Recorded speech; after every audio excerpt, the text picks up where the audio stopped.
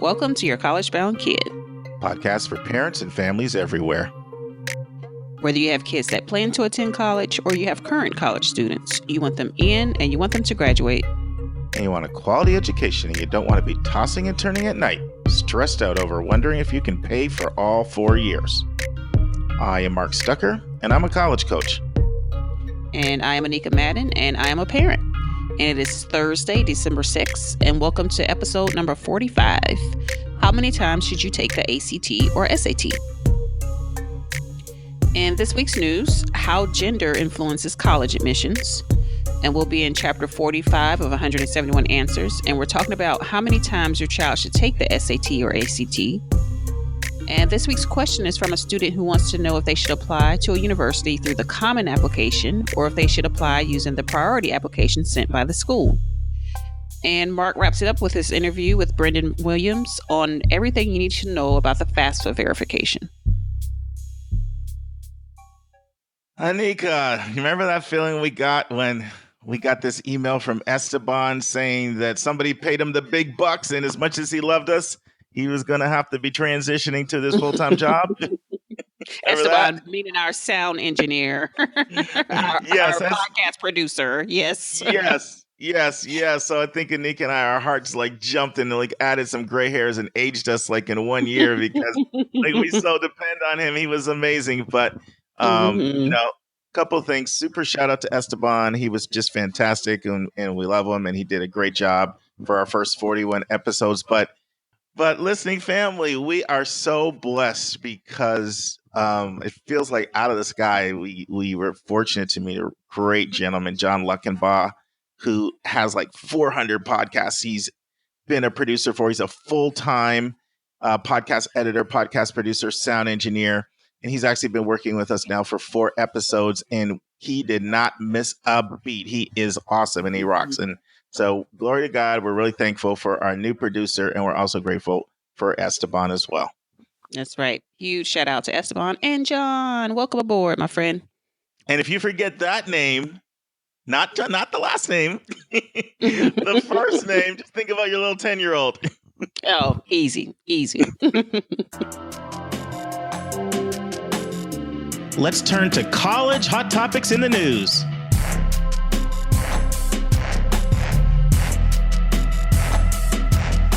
All right, it's time for the article for this week. But before we dive into this week's article, Mark, I know you want to give just a few additional points about last week's discussion around the Harvard case before we dive on in. Yeah, we don't want to make this part 3 because that's already the only time we ever did a part 1 and a part 2 on the discussion. But Anika and I, we pride ourselves on straight talk. Some of you may remember when John McCain ran for president. And they called his bus the Straight Talk Express because he just shot straight from the hip. And that's how we're trying to be in this podcast. We're not going to be oily. We're not going to be opaque. We're not going to sort of be real PC. There are other places for that. But we also want to be really precise and really accurate. And so I was listening to the last episode and this discussion, and there were a few things that I feel I didn't bring out that I think are also really important in that discussion. And with your permission, Anika, I'd like to share a couple things. Is that okay? Permission granted. So one thing that is really important is that there's tremendous diversity in the Asian American and Pacific Island population and in the college population. And some Asian students, particularly Vietnamese students, Laotian students, Marshallese and Cambodian students, Hmong students, they're underrepresented on college campuses in a kind of a major way. And colleges that are truly doing what we call full-blown admissions, they're not just going to group all Asian or all Asian American students in one bucket.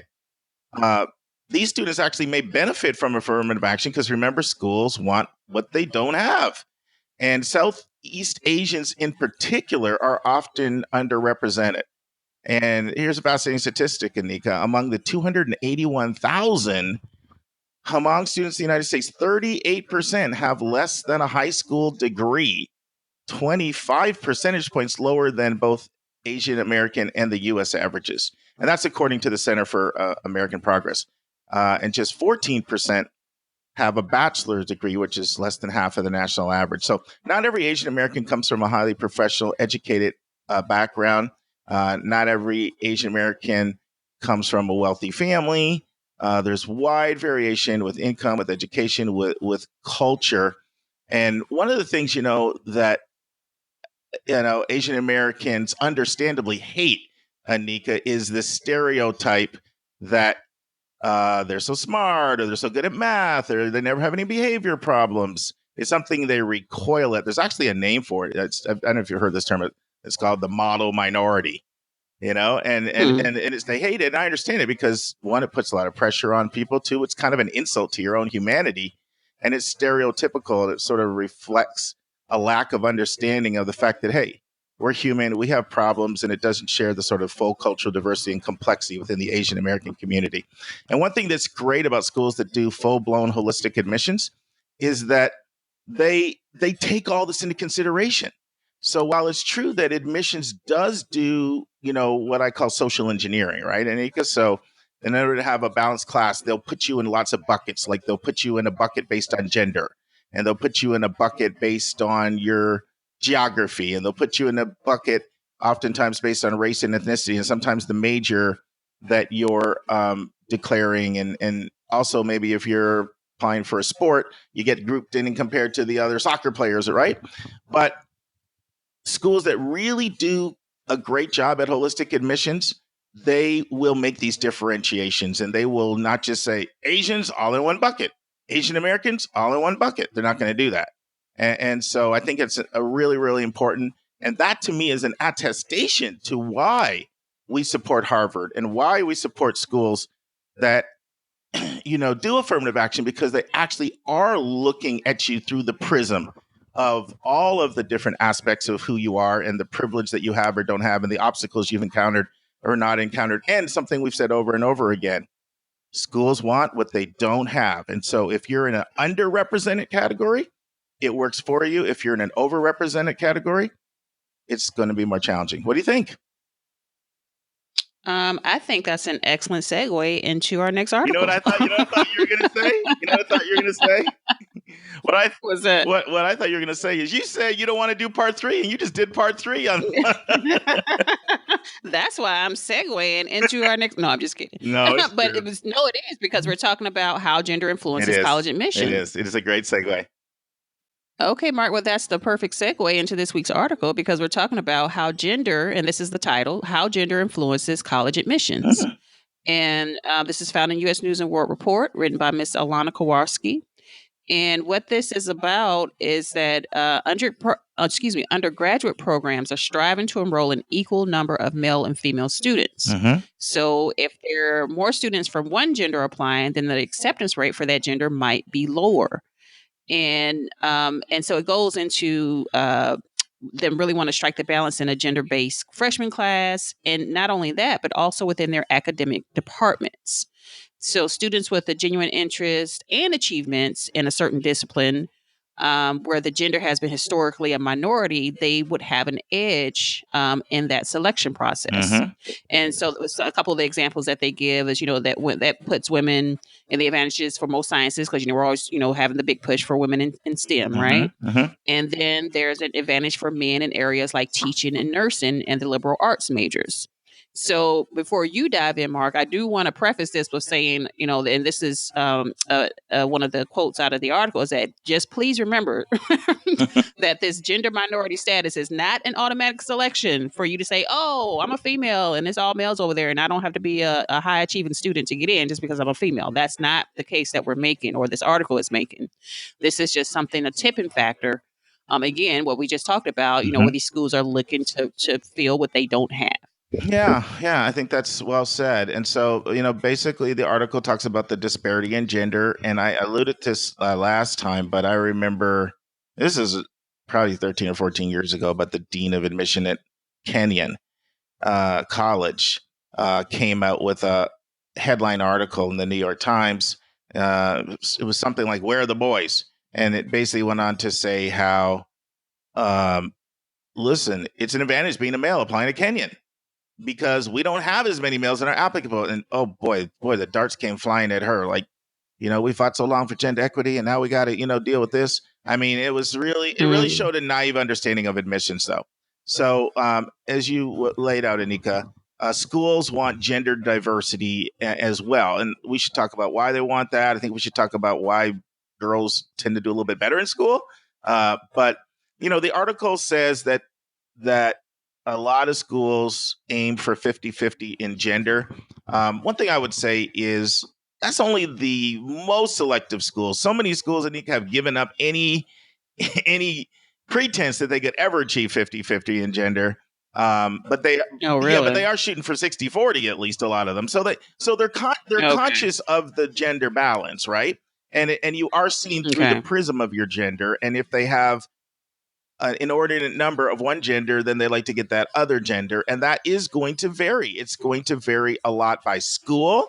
It's going to vary a lot by major. So a lot of times schools are looking at through the prism of major as well as through school, right? So when you look, if you're a male in nursing, that's an advantage. If you're a woman in engineering, that's an advantage. If you're a male in fashion, 95% of fashion majors are female, Anika.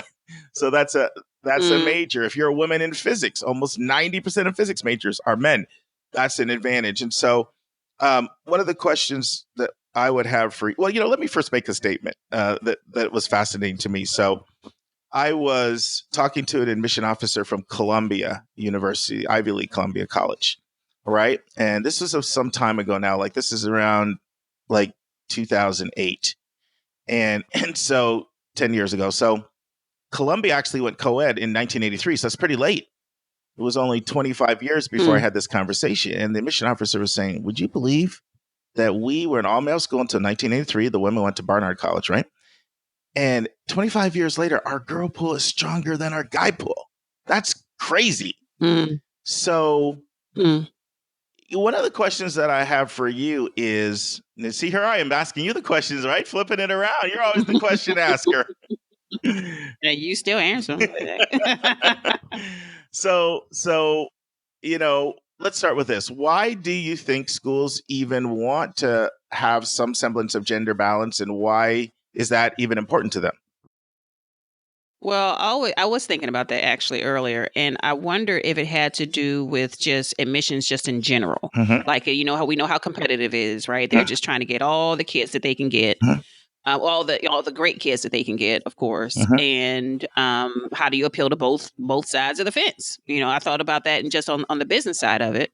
And then I thought about the whole case around, Harvard, saying that we want different perspectives. We want the female side, we want the male side. So that's more the holistic approach, right? And then, and it just makes more sense to me. I mean, it just makes common sense to have balance, like just whole human nature balance. So but my initial thought was we're just trying to fill the seats. So how do we appeal to both the female and the male? And we don't want the women seeing that. Do you follow what I'm saying? Yeah, I think you hit a lot of the points. So part of it is the different perspectives piece, right? Because that's how you develop critical thinkers.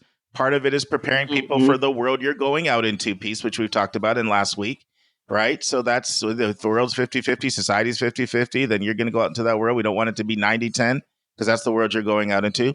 Some of it is, you kind of touched on this as well. If you have single gender dorms, which a lot of colleges don't, but to the extent that you do, then you've got to have slots based on gender for those dorms. And then some of it is the employer demands. Like employers oftentimes, let's say, and this is particularly true in majors. So if you're a school and let's just say you're working, let's just say, you've got a nursing program. Well, the demand and your career center is going to be hearing this from employers is going to be, hey, can we have some more male nurses? Like, you've got great nurses, but we're looking for male nurses and we're not seeing that many. So it can also come from that side. So it's a number of reasons why people want it. And here's another one, and this one's a surprising reason to people, Anika. So a lot of times you would think like, okay, for most majors and most colleges, they're overrepresented with women, not men, most majors. So let's say you would think that the pushback would come from women. In other words, so if a school is finding it easier to attract women for a particular major or for the school in general, right? Then it can be slightly harder for women to get slots because, once again, schools want what they don't have, right? So you might think that it would be the women that would push back and say, wait a minute, why is it that my application needs to be stronger overall. That's not fair to me. But it's actually the opposite. In other words, it's the women who are saying, we don't want to be in a school that's 70-30 female. We want guys to date. Okay? No, seriously. Seriously. I believe Yeah, you know your gender. I mean, not that guys don't think the same way. You go to the male schools. So there's some interesting psychology on that, right? So the gender for whom it may be harder to get in is the one that tends to be clamoring the most that there's too many of us here. Like, how about a little bit more balance? Did you remember what it said, Anika, in the article about colleges that were formerly single gender and how there can be an admission advantage applying to those schools? Do you remember that at all? Yeah, I do remember that, but I was also thinking about how long ago all of these schools were single gender and that they're still having to reflect on that. I mean, that confused me a little bit. I'm like, are they still struggling with that? I mean, to the gentleman's point earlier is that they were once a male and now they've got the women are dominating in their enrollment numbers. So is that really still a thing that we were once single gender and we still have to make this push? So I find it was so long ago. Yeah, this is absolutely a great question. But here's what I find. It's true for women's colleges much more so than men's colleges. All right. So when you look at women's colleges, for example, Vassar College in Poughkeepsie, it went co-ed in 1967. Sarah Lawrence in Bronxville went co-ed in 68. Bennington College went from all women to all men in 69. Connecticut College in 69 as well. Pitzer in 71. Skidmore in 71. So these schools that were all gender, think about a lot of times how people end up applying to schools, right? My grandparent went there. My parents went there. And it becomes like the family school. So all of that legacy factor is going to all be within single gender. Okay. That makes sense. Now it's time for our step-by-step walkthrough of the college admissions process.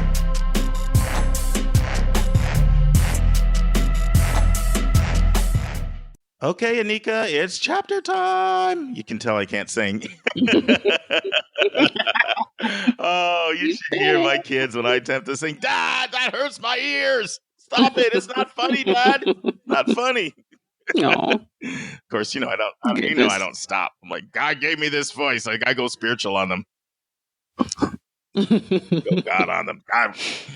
But anyway, let's get serious. So we're talking about today, how many times should I take the ACT or the SAT? Now, this is the part of our podcast where we go chapter by chapter through a book I wrote called 171 Answers. And in that book, I take the most frequently asked questions that I get as a college coach, turn them into one chapter for every one question. And 17 questions have to do with standardized testing. And so we put all those questions in the book in the same section. So that's why you're getting quite a few different episodes in a row where we're talking about standardized testing. And I was looking, Anika, we still have 9 or 10 more questions over the next 9 or 10 weeks that have to do something about standardized testing. So today's question is, how many times should I take the ACT or the SAT? So what were your takeaways from this chapter, Anika? Well, first of all, I was totally surprised that you suggested really taking it only 2 times. That in itself, I was like, whoa, because my old school train of thought was that you just take that puppy till you get it right. But I guess now more being involved more with this test prep and, and all the practice tests that you can take and all the preparation that you can do and having a better sense of that, it makes sense. But that was still a little shocking. I was like, whoa, I thought they would at least get 4 or 5. But to your point about, some schools monitoring how many times you take it, that's something definitely to consider too. So let me clarify it a little. So it like a lot of times in admissions, the answer to the question is it varies, right? It depends. There are some people that just need to take it once. You take your test and when I talk to people and they just nail their scores, for the schools they're looking at, I'm like, if you want to go take it again, you can, but you got the scores you need. So you're good. So there's some people that need to take it once. Most people will notice their most significant jump will be between their first and their second time, especially if they're doing a real quality test prep approach, right? So in most instances, it's going to make sense to take it a second time. And in some cases, it makes sense to take it a third time, Anika. There are various factors involved. Mm-hmm. I do not, when someone needs to take it more than 3 times, that's very poor planning on their part. But this is the question. This is the question that I would say. When we're talking about taking the test occasionally once, most of the time twice, and occasionally 3, and there really should be no need to take it more than that, whether you're an ACT or an SAT person. By the way, I'm talking about taking that same test, right? So if someone took an ACT once and an SAT once, that would count as 1, not 2, by the way. We're talking about that same test. But so this is my question to you. Am I talking about official tests, or am I talking about practice tests when I say occasionally 1, most of the time 2, and occasionally 3? What do you think? Well, official tests. Absolutely. Because those are the ones that are being monitored, right? Absolutely. And the reason why I asked you that question is I am a huge advocate of taking it. I'm just in some kind of crazy singing mode today. It's singing mood. My kids aren't listening. I'm on your kid's side right now too, Mark. You're gonna make me cough. Karis, Joy, No. I feel your pain. I never claimed to be who should I say? Who's got the silver tongue? I'll just leave it alone. Luther or somebody. Been a long week listening, family. Bear with us. Oh, you're so funny. But I am a passionate advocate about taking a lot of practice tests. A lot of practice tests. And we're going to talk about that actually a lot more next week, Anika, because next week we get into how do you prep for this thing? What's the best strategy to use? So I am absolutely a big believer in taking lots of practice tests that and we'll just leave it at that and get into the details next week. That's very, very, very important. So we're talking about the officials. And one of the reasons why, Anika, I don't believe you need to take the test so many times is because the practice tests are so good. So a lot of times when people taking the tests all the time, right? They're like, I want to see if I've improved. I want to see if I've improved. And what I'm saying is, I want you to take a practice test in real-time conditions, and we'll know whether you've improved. And if you've made enough of a jump, now let's go take that puppy. So people want to use the practice tests oftentimes as an indication of whether or not they have had the score surge. The real test. The real test. Go ahead. I think I cut you off. And that's where I think. No, you're totally fine. And that's the exact perspective I was taking on it when I was like, only 2 or 3 times. And because I was thinking of, let's just say the kid takes it, they do pretty good. It's acceptable for where they're trying to get to, but maybe I can get a little better. Maybe I want to, maybe I want to get a higher score and get that on the record. And then it does go up. But maybe I can get a little bit better. So I guess there is some science between those practice tests and the official test to know just how much you should be expected to jump. Is that basically the sense around it? Because I'm always thinking about how do we get better? Like you tell the kid, oh, you made a B+, that's great, but let's get that A. Okay, now let's get that A+.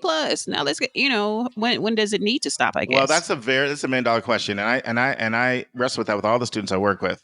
And one of the things that I have learned, Anika, is that the highest achievers, they still want to take the test again. They got like a 730 and a 780 or 34 ACT, and they want to keep taking the test again. And there's this perception that going up a little makes all the difference in the world in admissions. And what it reflects is the fact that many colleges will tell you this, and it's so true. The tests count more than we say, but less than you think. And the test score for most people do not count as much as they think when you get to certain levels. They just don't, and especially at highly selective schools, because everybody's got high scores. So scores don't differentiate you. Other things do. So most of the students I work with, they actually think that a slight score improvement is going to make all that much of a difference. Now, here's what we will say. This is important. When we're talking about schools that do admissions by the numbers or scholarships by the numbers, if you are just a little bit off a scholarship, and let's say let's just throw the test. Let's say it's an SAT, right? And let's say there is a scholarship there for you if you hit 1,500 on the SAT. There's money, and it's clearly allocated. and you're right on the cusp of that. Well, you know what? It makes sense for you to study a little bit more and go back and take it, even if it is an extra time taking that test, because you might be a lot of money you may get, or you may get into an honors college. Honors college admission may need a certain score. So there are exceptions, but we're talking in generalities. What do you think? I think that's perfect.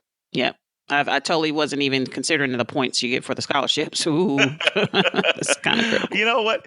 You tend to be a little solicitous. So I have a feeling when Janae gets there next year, you're going to be like, we got to take it again. We got to take it one more time because I want to get that money. Well, let's just let the money determine that. And I'm going to say, let's let those. I'm going to say, let's go back and let's see where you're at in your practice tests. Because what some people don't understand is some of these practice tests were formerly real tests. Like, they're really good tests. Okay. Yeah. Excellent point. Duly noted, Mark. Guess what, Anika? I'm not going to sing in the question for my listener today. You got your point across. It's time for a question from one of our listeners.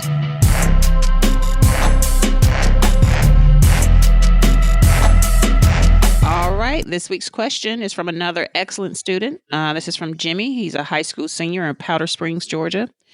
And his question is reads, if he should apply to Baylor University through the common application, or if he should apply through the priority application that the school has sent to him. Can you first break down what this priority application is? Because I'm not totally sure. You're going to know it in about 6 months. I'll tell you that, because this is something that is proliferating in college admissions, unlike anything I've seen in a long time. And it's actually a brilliant strategy. So here's what colleges are doing, Anika, to get more applications and to get more applications from certain kids, like higher test takers.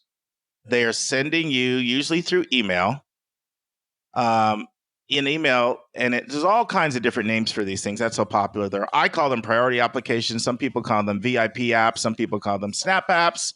Some people call them Fast apps. And there's about 10 names for them. But basically, this is how it works.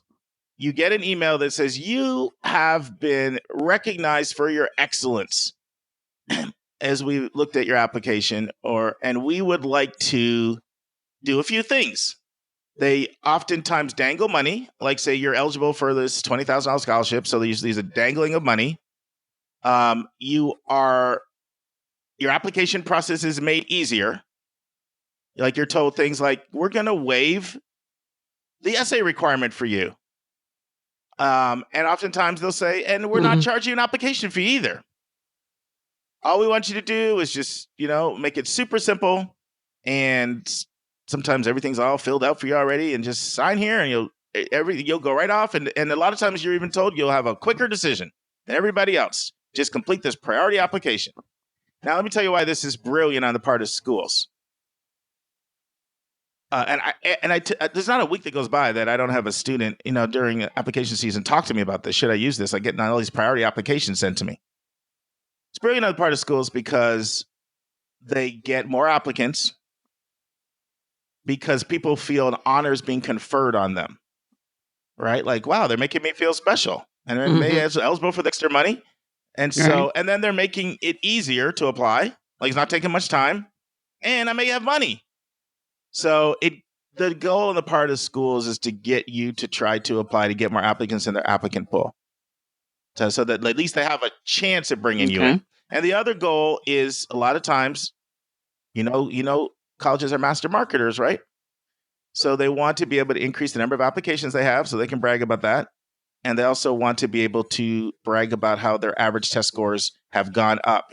And the last year, our applicants had, a 1210 SAT average. This year, they went all the way up to 1286, because remember, Nick, how we talked about how they buy lists of names from the ACT and the SAT? So they're targeting people oftentimes that have high testing. And so that's a priority app, or a VIP, Snap app, Fast app, call it what you want. I call it priority app. Did I answer it? Okay. Well, you did, but I know Jimmy's sitting on the edge of his seat, waiting for us. But that's Anika's politically correct way of saying, Mark, you stop talking. so garrulous. Just get on with the show. But for clarity's sake, when you said that the schools send this priority application because they say based on your application that we recognize you for your excellence. Right. They haven't literally submitted an application because that's what they're sending to them, right? So the schools, just again for clarity, are actually looking at their test scores that were submitted through that. Okay, I just wanted to point that out. Keep in mind, schools, through either the ACT or the College Board, when they buy lists of names, they have access to a lot of things, right? So they are looking at test scores, but they also can be looking So what happens is, just to take a step back, when a student goes in and take an ACT or an SAT, before they actually start the test, in the sign-up process, when you're putting your name and address and all that, right? There's a series of questions there. And one of the questions is, do you want to give schools access to contact you? Right? And most people will say yes, although I'm going to do another podcast on that because that's a big debate in admissions, whether people should say yes or no, but that's a whole separate podcast we'll do on that. And so there's a lot of things in there, Anika. Obviously, they're going to get the scores because they're the organization, right? They're the ACT or the College Board. So they're going to have scores. But one of the things in there is your self-reported GPA. So they can also take your GPA into consideration as long as you're telling the truth and target based on that. They know the state you're coming from. They may want more kids from that state. They know your gender. They know your race. They know whether or not you're a rural student based on your geography. They also ask about your intended college major. So they may know, that's an undersubscribed major at our school. We need more kids like that. So they can take a number of factors into consideration in who they send the priority app to. Got it. Okay. So remember what you said 5 minutes ago, Jimmy's waiting for an answer.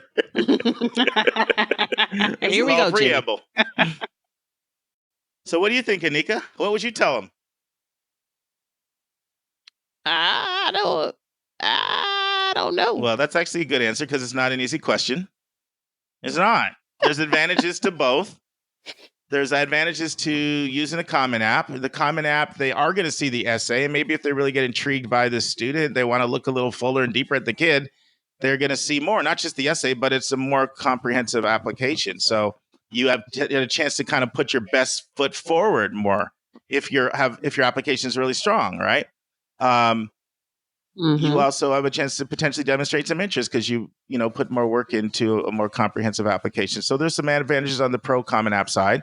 There's also some advantages on using the Priority app. For some people, waiving that app fee. Some of these app fees now are pushing $95. So you may save yourself almost $100 bucks. Less time to complete. Quicker decisions a lot of times. That can be really attractive. Here's another advantage. A lot of times with these priority apps, Anika, they send you to their own portal where they have their own portal. And a lot of times there's other really valuable information in the portal that you get access to. And so it's really personal, I'll say, in this situation. But I will tell you this. I actually picked the phone up and called Baylor myself when this question came in. So let me see what Baylor thinks. And so, I talked to a mission officer at Baylor. And Baylor is unique, by the way, that Baylor is one of these schools that doesn't have an app fee. So when you get a priority app from them, it's not a money issue. Okay, it's more of an access to scholarship and ease of completion, time saving. And so Baylor laid out the pros and the cons. They said it's up to the student, but they kind of said one of the advantages of their portal is you will get a quicker decision. You do get access to some information that you might find helpful that you're not going to get. So the answer to this question is, like a lot of things in admissions, it varies. It depends. But I would say this, there's no harm in doing it. There's certainly no harm. It won't hurt you in the admission process. And so with all the things you're juggling, if you want to save a little bit of time, save a little bit of cash, move on to other things, I have no problem. What I do have a problem with is people that all of a sudden want to apply to a school they have no interest in it because, they sent me a priority app. And that's something that I have to deal with all the time. And so don't apply to school you have no interest in just because they stroke your ego. All right. And so, but what are you thinking, Anika? What are you thinking? Well, I think I'm thinking like Jimmy, I bet, because I just want to understand that you're saying that there's no harm in doing either one of them. There's no harm in doing the Common App or the priority application. Correct. Okay. Correct. I think Yep. I It's think really that's a the big personal decision. Okay, well there it is, Yeah, Jimmy. it's a personal decision. Mhm. Friends, if you enjoyed our interview with Mr. Brendan Williams, the Director of Knowledge at uAspire last week, today we're going to really get into the meat of FAFSA verification because Brendan's going to share with us some of the most frequent reasons why students are verified, which is basically like an audit of their FAFSA. And he's going to talk to us about what you should do if you do get a verification request. And he's also going to talk about what are the consequences if you ignore a verification request. Listen and enjoy. And now, this week's interview with a special guest.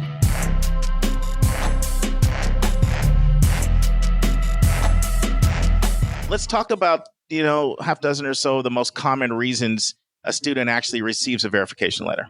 Absolutely. And you mentioned one, it can be random, right? It can be random. We know that. Yeah, absolutely. So it definitely can be a random selection across the board. I will say the most common reason I see students get selected, or I guess students and parents get selected for verification, is if they're eligible and don't use the IRS data retrieval tool.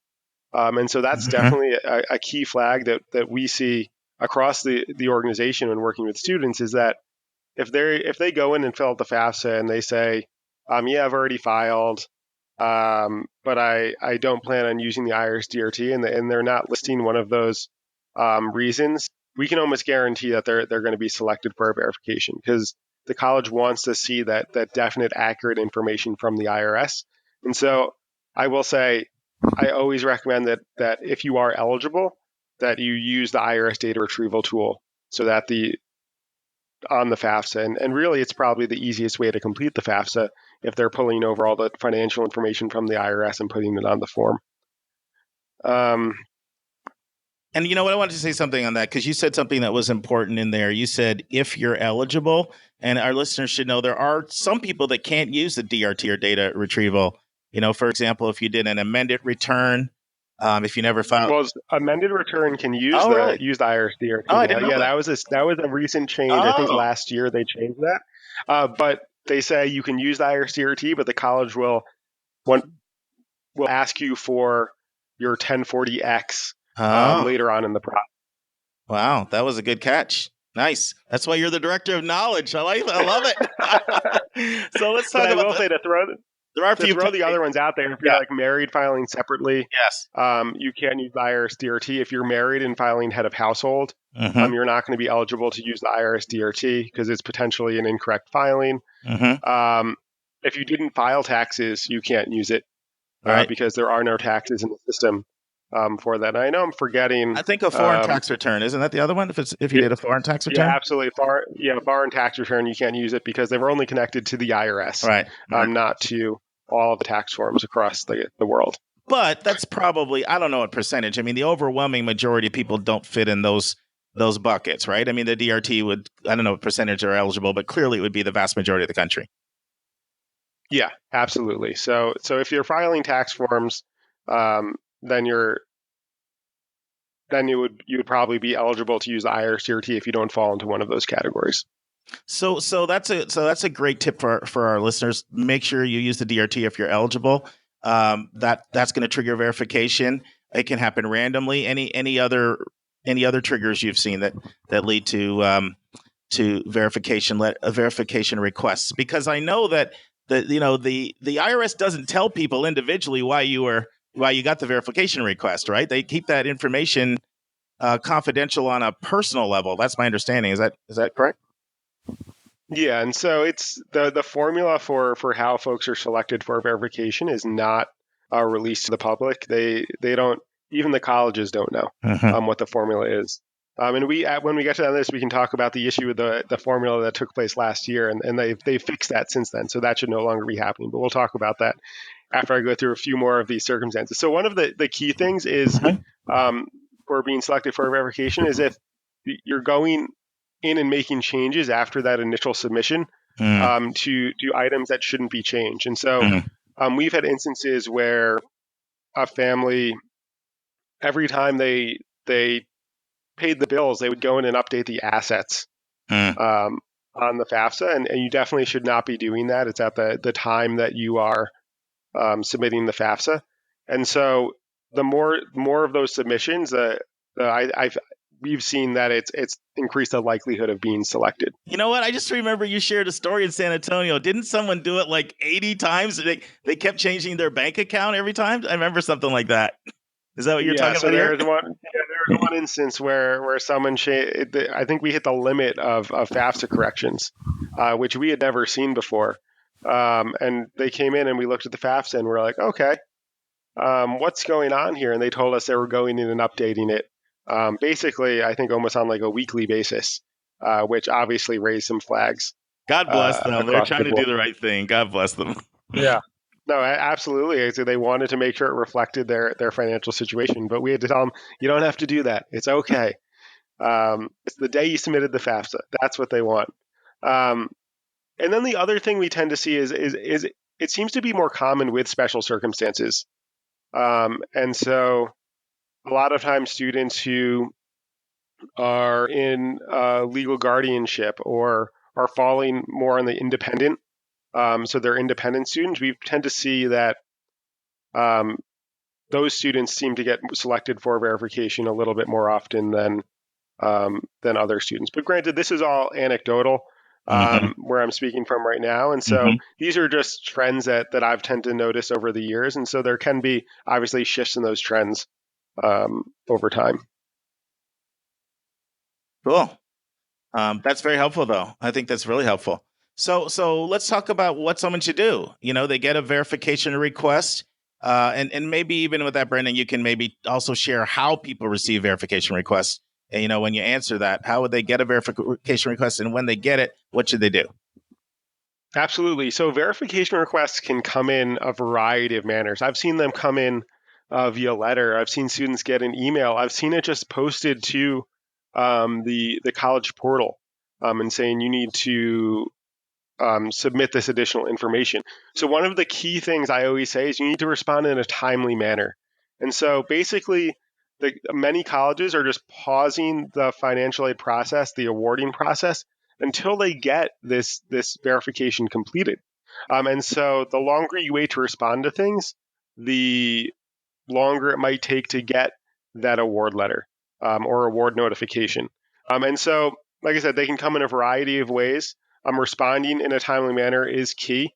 Something I always like to have students do is when submitting their FAFSA, I actually have them go and request a tax transcript just in case they need to respond to a verification request. And so they have that on hand. They make copies of it if a college asks for a tax transcript, and they submit that with the forms they need to fill out.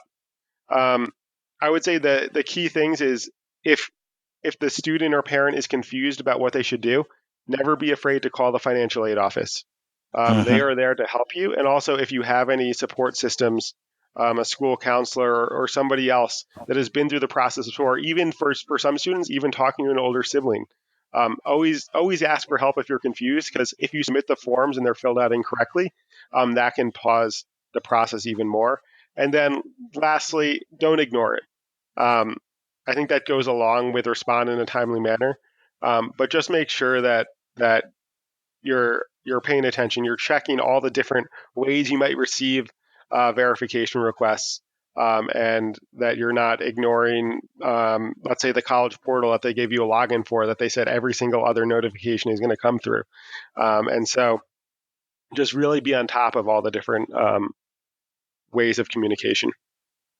Yeah, and so one other thing that I would throw in there, and I think is really important, and this is some personal experiences, I would say, be involved with your parent/guardian too, and let them see it, because when I remember both of my kids got it in their freshman year. I never got it again because, you can keep getting this thing. But I remember reading it, and in both instances, I don't think my kids would have known what they were talking about, because a lot of times they're talking about stuff related to taxes and things like that. As my taxes, not their taxes.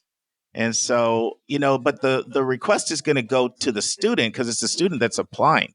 They're going to get it in their portal, or it's going to be, the letter's going to come to them. I just think it's best to, whoever your parent/guardian, be in conversation with them, because a lot of times they'll know what's going on more than you. In one case, they wanted verification of dependency status. I forget what the other one was. One of them was complicated, though. I remember thinking, no wonder people don't, successfully complete the FAFSA, because one of this, whatever they were asking, it was really, it was really arcane. And I was Mhm. like, gee, like I know a little bit about this stuff, but my 18-year-old wouldn't know what to do here, I don't think. Yeah, no, absolutely. I mean, it definitely involving a parent and guardian, if able, to help fill out the forms is definitely key. And one other thing to throw out there is, I think a lot of folks, when they get the verification request, they assume that the information they put on the FAFSA was incorrect, when really the information, um, if they're not saying anything's incorrect in the FAFSA, they're just saying let's double check this info. And so Right. 9 times out of 10, all the information you list in the verification forms is probably going to match the exact info that you were listing on the FAFSA. And so that can be definitely a great resource if you're like, wait a second, like what's going on here? You can definitely check out the FAFSA and just make sure that and translate that over to the form. Then the other thing I'll throw out there is like you mentioned, you can get the verification form every year you're in college. It's not just a one-time thing for matriculating freshmen. You can get it anytime. And so a student may have not gotten it their freshman and sophomore year, and then all of a sudden they get it their junior year. And so really trying to be on top of that, and make sure that you're once again checking those the different avenues you can receive the communication. But it can really happen at any point in your college career. You actually brought back a memory there, Brendan. I remember when the first time I got the thing, and I remember my heart jumping like, oh boy, who thinks I did something fraudulent on my taxes? And, and just like you said, in both cases for me, I got it once with each of my kids, and it was, everything was copacetic. I just needed to submit something that they wanted to double check. Now, you mentioned tax transcript. I think a lot of our listeners may not know what that is. Do you want to share with our listeners what a tax transcript is?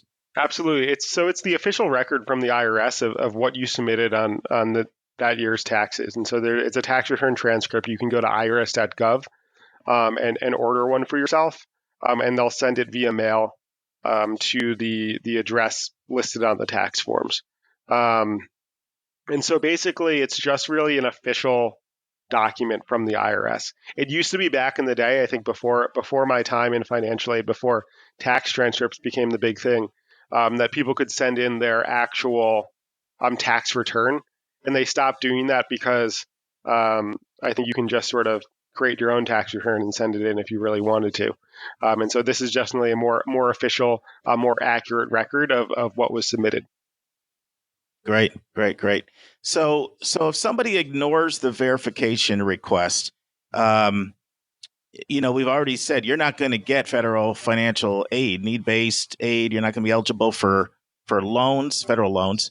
In your experience, I'm sure it's all over the place, right? But what's the process? Do you find that the school itself will send out, emails to people, call, additional letters, one time only, or is it all over the place in terms of, what have you seen in terms of what actually happens if, let's say it goes to someone's, let's say it's an email system, it goes to your clutter, your junk mail, the student doesn't even know they have it.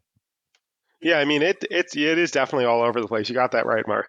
How different schools treat the process of alerting folks of whether they've been selected for a verification can be tough. I've heard of colleges actually calling people if they haven't heard from them in a certain amount of time, and I've heard of just them leaving it be, and a student finding out they didn't get any financial aid. And so you definitely don't want to ignore that verification letter, because, well, if selected by the federal government for verification, and you don't complete verification, if you were eligible for a federal Pell Grant, you're probably not going to get that.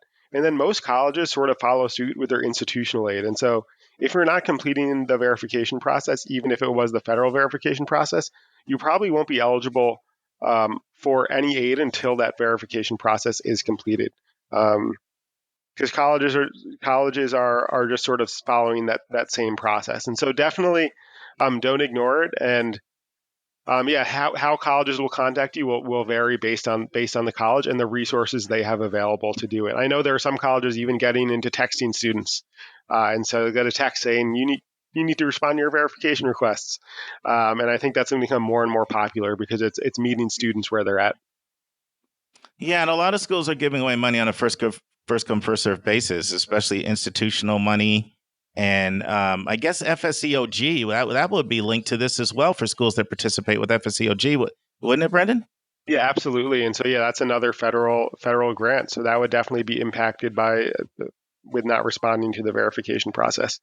So in all honesty, I think that the key is respond to the verification process, right? Like, don't ignore it. Mhm. Make sure you complete it. And when you send in, let's say you send in those verification forms, and you don't hear back, it can always be worth a call to the financial aid office and say, hey, is there anything else I need to do to complete the verification process? Could you tell me where you're at with that? Because I think it's always good to have an open communication with the financial aid office and always be willing to pick up the phone and call, because that's how you'll get the most expedient answer.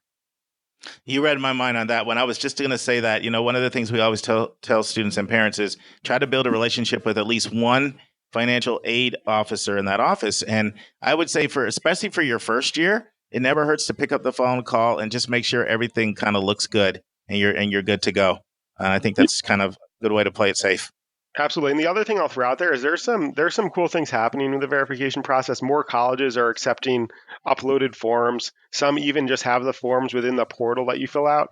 So it's not always filling out the form and mailing it or faxing it, if people still have fax machines. I'm not sure if they do, or emailing it. Some are online forms that you can fill out. And so there's some progress being made in trying to make the process easier for students, and colleges are using a few different methods. And so it might look different across the board for if you're applying to a bunch of colleges and you've been selected for verification for all of them, it might look completely different from college to college, that process. And so just be aware of that. But there's some exciting movement towards using more technology to complete the process. Yeah, and I think another thing, this is sort of what Brendan's saying too, is if you've got two kids and they're at different schools, don't just assume, I've got this verification thing down, because how a school communicates or what they ask you to do can vary from school to school as well. So I think that's important. Yeah. So our last question, what can be done to reduce the possibility of getting a verification request? I know you mentioned to use the DRT if at all possible. Anything else come to mind? Yeah, I mean, so like I said, the formula is a secret, what they're using, but I will say when filling out financial aid forms, double and triple check them and make sure that they are being filled out correctly. There can be, if something looks off, odds are you're going to get selected for verification, even if it's typing in an extra zero or leaving off a zero. So I would say just make sure that everything you're submitting, you're double and triple checking it to make sure that it is good to go. Otherwise, I mean, it can be relatively difficult to figure out how to avoid it. And so you just have to be ready. You've got to be prepared. And if you're prepared, if you ordered the tax transcript ahead of time, you can usually respond to these really quickly across the board. Fantastic. Let's take a break to learn about Mark's recommended resource for the week.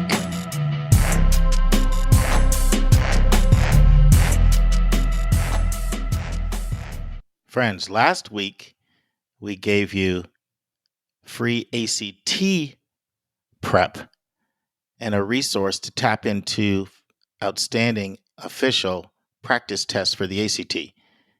And as promised, today we're giving you the same thing for the SAT. So I want you to go to https://collegereadiness.collegebboard.org/practice/con-KHAN-academy. Now, you're not going to remember all that, so we're going to put this in the show notes, all right? But this is outstanding SAT prep, and you can take official practice tests, and you can use them, and their results show that over 250,000 students in the class of 2017 had at least a 115-point increase if they spent 20 hours using this website, which is, pretty significant. And even students that spent only 6 hours had a 90-point increase. And 16,000 students had a 200-point increase. So there's outstanding videos there. real official tests. It's a partnership between the College Board and Khan Academy. And if you think, well, I don't think I have the motivation to do well in that context, they actually have study groups in your area too for accountability. So our recommended resource for episode 45 are the free practice tests that the College Board has partnered with Khan Academy to allow you to take. And you can actually sync all of your PSAT, SAT, and other test scores in the same account as well. I'll now resume my interview with Brendan Williams. So Brendan, our regular listeners know I never let a guest go without putting them on the hot seat and asking a couple of personal questions to humanize you and get you. Sounds good. Yeah. You're not just going to be the director of knowledge for this one. You're gonna be Brendan Williams. So what's your favorite vacation spot? That is a good question. I will say that I currently live in Minnesota. I'm originally grew up in New York on Long Island, and I will say going back home, there's really for me nothing better than that. And so the beaches on Long Island are great. Friends and family are there, and so that's always a really great time. Right. I pick up some good ideas from that question, by the way, of places to put on the bucket list to go. So yeah, and I will say the bagels in New York are top notch. So bagels, pizza, all that good stuff. So it's always when I go there, I immediately go to the store and buy a dozen bagels. And you're a true New Yorker. That's what I eat for exactly. So speaking about that, what's your favorite food? Pizza. I love pizza. I could eat pizza once or twice a week for the rest of my life. And I would be good. And granted, it would have to be good pizza, right? And so I do have some standards there. It's not just going to the freezer and throwing something in the oven. It has to be at least. I will say it has to be of at least decent quality. It doesn't have to be top of the line, but that New York's pizza spoiled you. Yeah, no, absolutely. I mean, growing up in my hometown, we had 6 pizza places. Wow. I mean, it's a small place. I hadn't had chain pizzas, so like Domino's or pizza, until I went to college. Wow. Yeah. So what's your favorite TV show? Favorite TV show. That's a good one. Let me take a minute to think about that. You're working hard over there at uAspire. You can't think of one. I guess I'll throw out Silicon Valley on HBO is one of my favorites. It just keeps me laughing, and it's super quick. So it's only 30-minute episodes, and so it doesn't feel like too much of a commitment. And I've been keeping up with it since it started, and so sort of when it comes back, I can watch it 30 minutes on a Sunday night, and I'm feeling good about it. Sometimes I find the hour-long shows to be a little bit much and a pretty big commitment. Dedicated. Yeah. I used to ask people what's the best book you've ever read, but literally it was just too hard for them because, I'm interviewing guests. You guys are learners. You read a lot of books. So now I ask, what's the best book in the last few years? The best book in the last few years. So to be honest, I actually had not read Harry Potter until a year ago. Mm-hmm. And I read through the whole series in 2 months. Wow. And I found it, I was pleasantly surprised. So I was one of those stubborn people who had never gotten into Harry Potter. Yeah. My girlfriend is an enormous Potter fan. And so finally I gave in. She had left the books next to my desk. See, that was her plan. That was her plan. Yeah. And so I read through them, and I will say I was surprisingly entertained and impressed with the quality of the writing. And so I really enjoyed that read. And so I found it to be enjoyable. And then, of course, I was able to contribute to the Harry Potter conversations that happen in my household and all that stuff. Hey, you made the girlfriend happy. 2 more. Yeah. Favorite sport? Favorite sport will have to be football. I'm a big New York Giants fan. Oh, there you go. So unfortunately, they did a terrible job on Sunday, but I've been a Giants fan my whole life, so I'm hoping for some good stuff with Saquon and Odell Beckham on the field. Nice. And then, what's your favorite dose of advice when you're speaking to students? That's our last question here. My favorite piece of advice. I think when working with students, I always tell them, and this is really specific to the financial aid process, but I always say just ask questions. Don't keep it to yourself. Like, look for help. We're all here to support you. And so literally the financial aid office, school counselors, parents, uAspire advisor, like everyone is here to help you. And so you should leverage the resources and supports that you have to make this process work for you. And so I feel like a lot of students enter at least the financial aid process thinking that the financial aid administrators work for the college. But really, I've met so many financial aid administrators, and they are in that role to support students. And so it's really leverage the resources that you have. Great. Brandon, can you give like the uAspire, the website? I don't know if there's a blog or if someone's thinking, I really like when I'm hearing about this uAspire. I'd like to learn more about them. Where can they go? Yeah, so it's uAspire.org, and so it's uAspire.org. And on there, you'll be able to see where our impact and really check out a few different resources and see what trainings we offer. And so it's definitely, and we just updated our website. I think it was a few months ago, and so now it looks a lot better than it did. And so we were super excited about that. And yeah, so definitely check out our website. And you can also find the decoding cost of college on there if you're interested in hearing what we found when reviewing the different award letters there. But definitely check out the website. We also have a blog on there. And so we're always posting content around college affordability. So check it out. I'm sure no one else is as into college affordability and college access as we are and really focus on the financial aid process. But you can definitely check it out. We don't always go really deep in the weeds there. We try and keep it a little bit above ground for everybody to enjoy. Well, keep up the great work. You probably know this. Adam Harris from the Washington Post picked up and did a really good article on the work you guys were doing. And I absolutely love your organization. And if anybody wants some training on how to interpret financial aid awards, which can be really, really, really tricky, I think uAspire's come up with the best metric I've seen out there on how to interpret aid awards. So that's something that you could reach out to them about as well. So thanks a lot for your time, Brendan. This has been a lot of fun, and I know our listeners are going to love it. I really appreciate you coming on our show today. Absolutely. Thanks so much, Mark. It's been a pleasure. I don't normally get to talk to someone else as excited about verification as me. So it's always a treat, and definitely I will have to keep this going. Well, other people think we're strange, but hey, we're out there, right? There's some of us out here. Absolutely. It's all good. All right. Take care now. Next week in the news, see which private colleges have lowered tuition prices. And we'll be in chapter 46 of 171 answers. And we're talking about what tips can be used to improve ACT or SAT scores. And we'll have another question from a student next week who wants to know how to get a work-study job at college.